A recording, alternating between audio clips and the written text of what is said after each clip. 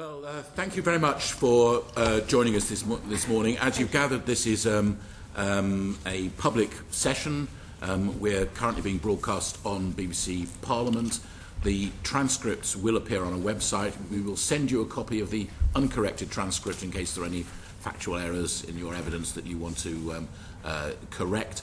As an incentive to a quick reply, we will publish the uncorrected transcripts immediately on the website, and as soon as you correct them, that will be updated. We're going to start with some questions, and notwithstanding what we just heard from Mr. Hearn, we heard in our earlier evidence sessions that there was initially very little interest in the future of the Olympic Stadium from football clubs in the surrounding area. So could you tell us a bit about when West Ham United decided that they wanted to move into the Olympic Stadium? And was any change in your approach on your part the result of either new ownership or the different economic circumstances or other factors? Firstly, good morning, and thank you for inviting me here today. David Sullivan, David Gold took ownership of the football club in 2010 when, in effect, I was installed as the vice chairman, which in effect was the CEO. We made a commitment when we arrived that we would do three things. We would stabilise the club that we had inherited. We inherited £100 million worth of debt. That we would put the culture and integrity back into West Ham, both on and off the pitch, and that we would try and make the Olympic Stadium our new home. And that we publicised on the very first day that we took ownership of the club. That announcement was followed by a joint venture that we entered into with Newham Council in 2010 in March. And that joint venture was for us to jointly own the stadium on the basis that the Olympic Stadium is in Newham and West Ham United is in Newham, and that our hopes and legacies for the stadium and employment and young people and community were matched.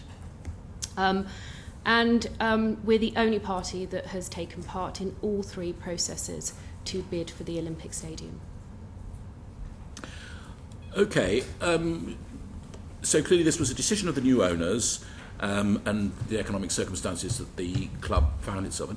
To what extent were you conscious that of what's been described to us as the weakness of the negotiating position of the Legacy Development Corporation? To what extent were you saying, actually, we've got them over a barrel here, this is the moment to move in? Well, that's simply not the case. I mean, West Ham is not the buyer and seller of the stadium. The stadium was put up for tender and as concessionaires, and anybody worldwide could have bid to use it as either their home or for a permanent basis or for one-off events. When we put our bid together, we considered carefully that we didn't want something for nothing. We wanted to pay our way. We had a lot to give up.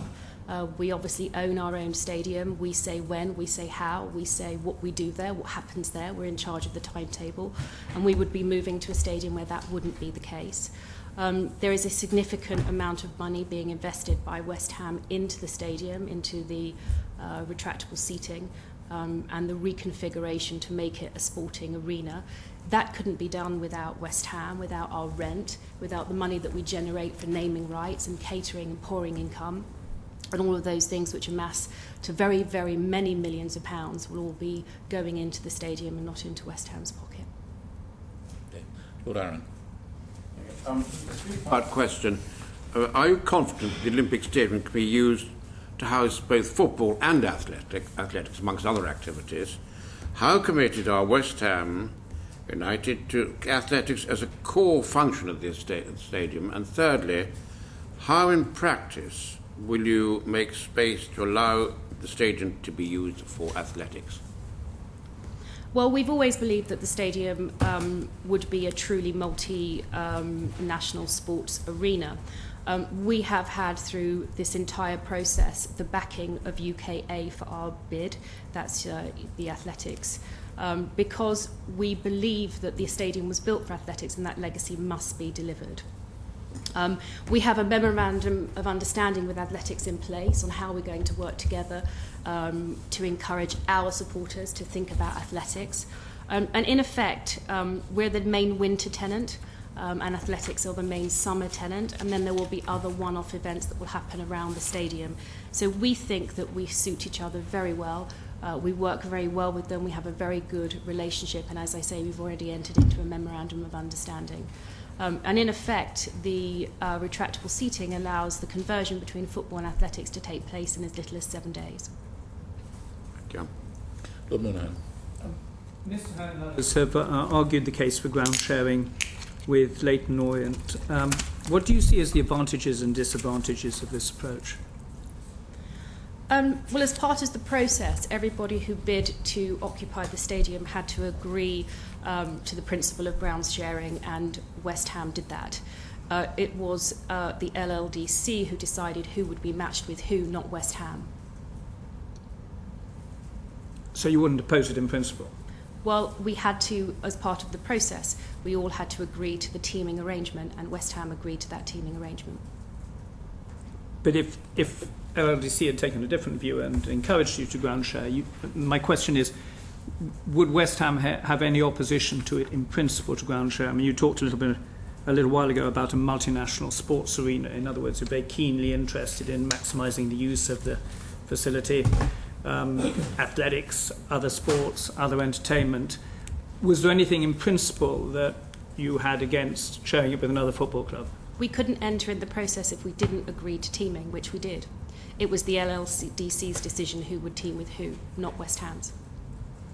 Thank you. So if the LLDC came back to you tomorrow and said, oh, we've changed our mind, would this present any issues for you? Well, this process is part of a judicial review, so I have to be mindful of the answers. But the process was very clear. Everybody who bid for the stadium had to agree to share the ground with whoever they were matched with, and it was the LLDC's decision who would share with who, not West Ham's. So you actually would have no objection to actually sharing it with another football club? That's quite well, there's no precedent of football clubs sharing working, but as I say, part of the process of tendering to become one of the concessionaires, you had to agree to the process, which West Ham did. So there is no deep-seated core principle objection? Well, West Ham had to accept... No. The principle. Is there anything that makes your board revile at the idea that you will actually be sharing a ground with a smaller junior club which is going in there? I mean, this is what we're trying to get out. Well, as I say, it is part of a judicial review, and I have to be mindful of that. And I can only say again that as part of this process, we had to agree to teaming, which we did do. Is that a yes or a no? A yes or a no to what? Sorry. Do you actually feel that another football club playing on that pitch on other occasions is actually something which will really damage you, or would say that it would change the way in which you would review being in the Olympic stadium? Well, I'm hopeful that the ground will be used to host other football matches. I hope in my lifetime a World Cup. I hope other big international football matches. That's not the question. As we've said, it is a multi-use stadium and it should be used for other events, and we hope that it is. Lord Wigley. Could I just follow up? You said that at the initial stage you agreed, because those were the rules of the game, that you would share with any club that may be forthcoming. Has anything happened since you made that commitment that would make you less willing to share? No. Our position has always been the same. I think that there is no precedent of ground sharing in the UK, so there's no understanding of whether that would work or not. It hasn't worked successfully in other parts of the world. Where it has worked more successfully, it's like-minded clubs that have been matched. I think that there are some difficulties in a club whose average rate last season was 4,200, how they would sit and occupy a 54,000-seater stadium. I think that would be a concern, but that would be a concern for them and not for me. Baroness King. Just following that point up a tiny bit. So you don't object in principle to sharing with Leyton Orient. Would it cost West Hyam a lot of money if you shared with Leyton Orient? I don't think it would cost West Ham any money, no. So it does seem a bit strange just from the outside hearing that there is that it's impossible to accommodate such a small club next to your own. So you wouldn't have a problem with it. But it's not in my gift. These are questions more suited to the LLDC. I completely agree, but we'd were just asked like to know what your position is before those questions are put My to position the is that when we bid for the stadium, we were committed to no, teaming. we've heard that. And our position hasn't changed. Okay. The question the Lord Chairman asked you, though, is if the LDDC said that in the light of subsequent developments they feel that the future use of the stadium should be as a shared football ground as well as being an athletics ground and a venue for other sporting events. If they changed their mind and said that, you were listening very carefully to what Mr. Hearn was saying a few minutes ago, who clearly is desperate to get Leyton Orient into the stadium. Are you saying that if LDDC said we've changed our minds and we would now like you to come to an agreement to share the ground, you'd be happy with that? Well, I have to be mindful that this part of this process is part of a judicial review, and I have to be mindful of my answers. There is no precedent for ground sharing. There is no precedent for how a football club with an average grade of 4,200 fills a 54,000-seater. There is an understanding that every football club has to have supremacy of fixtures to be able to fulfil its obligation to its league. Having two football clubs that have that priority would be difficult. But those issues are for the LLDC to consider in the decision that they came to, not for West Ham. Do you feel that you have any responsibility as a large and successful Premiership club for smaller clubs such as Leyton Orient? Do you think that football on the east side of London, the supporters deserve to have a choice of clubs to go to, and that West Ham therefore have an interest and a moral duty to help keep alive a club which is obviously not as successful as yourselves? Well, large clubs and small clubs operate, we're in different boroughs. The stadium and West Ham is in Newham and Leyton Orient is in Waltham Forest. But currently we're 2.9 miles away from them, and when we move we'll be 1.5 miles away. So we already have a relationship, we're neighbours, they're local to us. We've had 17 consecutive sell-out grounds, and we believe that a new stadium will fulfill our ambitions to get more people involved in football and the work that we're doing in our community. We invented something called Kids a Quid, which allows young people to come to football for £1. We did 6 of those in the Premier League last year, which rose our young person's interest in football and allowed those that would never get the opportunity to come to Premier League football to rise by 23%. Those are ambitions that we intend to fulfil when we go to the stadium, but a Leyton Orient supporter is not going to wake up tomorrow and support West Ham, or vice versa. And it's very probable that when we move to the Olympic Stadium, by encouraging 1.2 million people to come and use that stadium, that there is a halo effect, that people have come to the area and they're interested in the area and football in the area, and that could filter through to Leyton Orient. Baroness King. Do you think that the deal to allow West Ham to move to the Olympic Stadium offers value for money for the taxpayer? Absolutely, I do. I think the alternative scenario doesn't bear thinking about. West Ham is not getting a free stadium. The stadium was built for the Olympics. Its sole purpose was to house an Olympic Games, and that's what it was built for. Those games have come and gone, and now here we have a stadium, and what are we going to do with it? And across the world, Olympic stadiums that are not used die, and along with that dies the legacy and the heart and soul of the park. The cost of maintaining that stadium without anchor tenants would be huge to the taxpayer, and this part of the process has certainly been alleviated, and as well, of course, the legacy continues. And in addition to that, we bring a worldwide audience for the Premier League that runs into many, many millions, if not billions, of people. So in that respect, the legacy of the stadium and its financial future have been ring-fenced, and we were able to offer 100 years' worth of commitment to having a concession there, and we went for the full amount. When do you think then that taxpayers might actually be able to see a return on their investment? I don't know what the operating or running costs are of the stadium. As I say, when the stadium was put up for for anybody in the world to bid to be a concessionaire. The sum of the interest was a Formula One concept that didn't exist, a small college that's currently based in Burnley, a self-proclaimed community club, and West Ham as the Olympic State as the Premier League club. We made the best bid we could based on many factors: lump sums, generated guaranteed rent that's RPI'd every year, a commitment to the naming rights income, the catering income, and various other sources of income that made us partners in that process. And not only that, the legacy that will deliver the jobs, 700 new jobs we've committed to bringing to the area. And on top of that, there's another regeneration project that happens in Green Street, where more jobs are created, family housing is created in the space where Upton Park is. Thank you. Baroness Billingham. Well, we hear what you say, but you will know that it's hugely controversial as far as the finances are concerned. I've got quotes here from Richard Cabourn, the former sports minister, who said West Ham are basically getting a stadium costing more than £600 million for just 15 million and a small amount in annual rent. And that's been echoed by other people.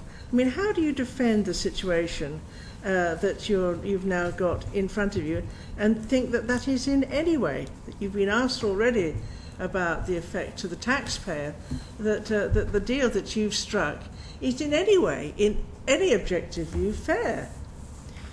Well, as I said earlier, I can't be the buyer and the seller of the stadium. The stadium has been built. It was built for the Olympics. It was not built for West Ham.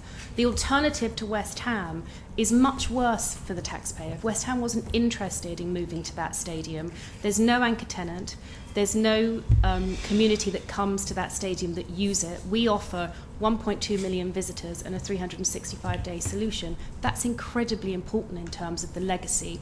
In terms of the finances, by the end of the 100-year lease, the taxpayer will be able to afford to build 2 new Olympic stadiums for the commitment that West Ham's made.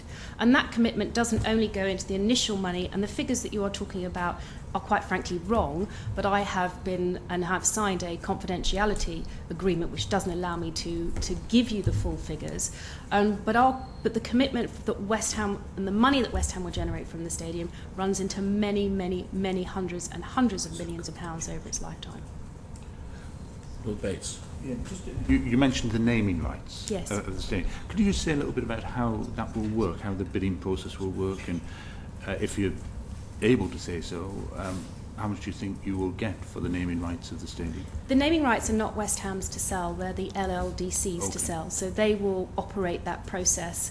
They will appoint somebody probably to sell them for them, and they will determine the value and the amount of money that they take for them. And that will all go to the LLDC? Yes. Lord Fogarty. A quite straightforward question. We've taken some evidence about disabled access to sports stadiums and indeed to football grounds. Can you give us an assurance that when the top tier of the Olympic Stadium is taken off, that there will be no reduction in the number of disabled spectator viewing areas, or in the quality of sightlines, or that disabled fans won't be moved around from one part of the stadium to another? I can give you absolute assurance of that. Thank you. Lord Stoneham. Can I ask you a question about who will benefit from the sale and redevelopment Yes. of Upton Park? And could you tell us a little bit, because that, from my experience of going there, you know, a lot of money was spent there sort of 10, 12 years ago. I just wondered how the economics of that sort of work out. And how can the regeneration of the site be used to promote economic development in this part of East London? Well, firstly, Upton Park has not been sold, so there's no value been determined. The only thing that I will tell you is that whatever it's sold for will be a considerable loss to the investment that West Ham has made into that stadium over the period it has been there. Is that because of the redevelopment work that was put in? Yes, and of course it's not going to be a stadium when it's sold. It's more likely to be a housing development with some commercial use. We have made a financial commitment, a lump sum payment that we pay when we move into the stadium. It could be that all the proceeds of the sale of Upton Park are used to fulfil that obligation. It might be some of them. I don't know until it's sold. In relation to the regeneration, obviously we're talking about a huge project that would create jobs both in the construction business, it would create new homes. Newham is a place where there's a big need for family homes with a very short supply, and we hope that we will find a scheme that delivers some family homes. The figure of 700 new jobs Yes. in the Olympic Stadium, is that a net figure or in relation to what's going to happen in Upton Park? No, that's just at the Olympic Stadium. There will be considerably more jobs of what happens in Green Street and the redevelopment of Upton Park, yes. So what you expect a net increase at Upton Park then, given that you've got jobs there currently? Yes, everybody who works for us will have the opportunity to come with us. We don't intend to allow anybody to be left behind. West Ham currently employs 800 people full and part-time. So does the 800 figure go down to 700 in the new stadium? No, it goes up by 700. Right. Okay. Sorry, Lord Bates. On the sale of Upton Yes. Park ground, have you been approached by LLDC to ask for any contribution from the sale proceeds towards the costs of redevelopment of the Olympic Stadium? Well, the LLDC, the deal that West Ham has with the stadium is that we have to put a lump sum in. How we generate the money to do that, I don't think LLDC are particularly concerned. What they want to know is that we've made that commitment. And if the ground doesn't raise the amount of money required to fulfil that commitment, then my two chairmen, Mr. Sullivan and Mr. Gold, have guaranteed to pay the difference or pay the whole amount. So you don't anticipate, or you do or you don't anticipate the sale of Upton Park to produce in excess of the contribution you have to make? There's no way of knowing until the site is marketed and it has been sold, which it hasn't been at the moment. But you must have some projections. Well, the market is very difficult. The projections that I had originally have been probably halved.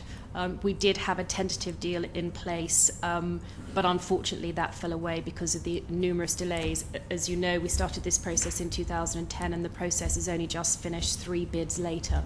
And that deal is now no longer on the table, so we literally have to go back to the market and see who's available and interested. But your tentative estimates were of what sort of sum? Well, it's so commercially sensitive I wouldn't be able to put it in an open forum because the site is yet to be marketed. But we hope that the money that's generated from the sale of Upton Park, it needs to do 2 things. I hope that it will be enough money to fulfil our commitment, and I hope some money to pay off our bank debt. As I said, when we bought the club, we took on a considerable debt of over £100 million. When we move, obviously, at the moment, the ground, which is worth, as I said, considerably more to West Ham than it will ever be sold for, is used to guarantee the bank debt. When that comes to be sold and we move, we'll have to pay off all our bank debt to move, because we can't take debt with us. Okay. Sorry, so your debt was 100 million, you said, when you took over the club. What That's is it right. at the moment? 70. 70. So the proceeds from the ground have got to meet that, is that what you're saying? No, that's not what I'm saying. I'm saying that if there is any excess, it will meet some of that debt. Right. But I don't expect there will be, but we'll have to wait and see. And what's your anticipated income over the next 2 or 3 years with the new television deal? In Assuming, turnover terms, yes. in excess of £100 million. When I took over the football club, it hadn't made any money for a number of years. In my first year, we managed to make a trading profit, and I hope that we will continue the drive to be a successful football club. Obviously, I've been a chief executive running football for over 20 years, and we hope that we can be not only a club that finishes regularly 10th or above in the Premier League, but also one that fulfills its commitments way and above the responsibilities we have to our area, but to the nation in terms of moving to the stadium. Lord Addington? Well, talking about revenue streams, Yes. what happens if you have a bad season? Because I'm afraid West Ham, a little bit like where I come from, Norwich, have a rather too much of a record of winning the championship every now and again. Just what would happen under those circumstances to your business model? Well, in the event that West Ham couldn't pay any rent or fulfil any commitments that it had made to the LLDC, the 2 owners of the football club have guaranteed personally to meet those commitments. So the stadium will never fail to fulfil its business plan. And if they sell up? The owners. Sorry. the guarantor of your current owners. Yes, that's correct. And if they sell up? If they sell up, a percentage, if there's any gain in the price, goes to the LLDC. That's a commitment that they made, that they would want to pay a percentage of that over to the stadium. And if they sell up, they sell that commitment to the next potential buyer. But having spent a lifetime, Mr. Gold was born in Green Street, and Mr. Sullivan went to university in East London. I think having spent a lifetime as two British businessmen accumulating their income and paying their tax to buy West Ham, they hope to leave it to the very many generations to come of their family. Okay, thank you very much for your evidence. Thank you. That's been most helpful. Thank you. Thank you very much.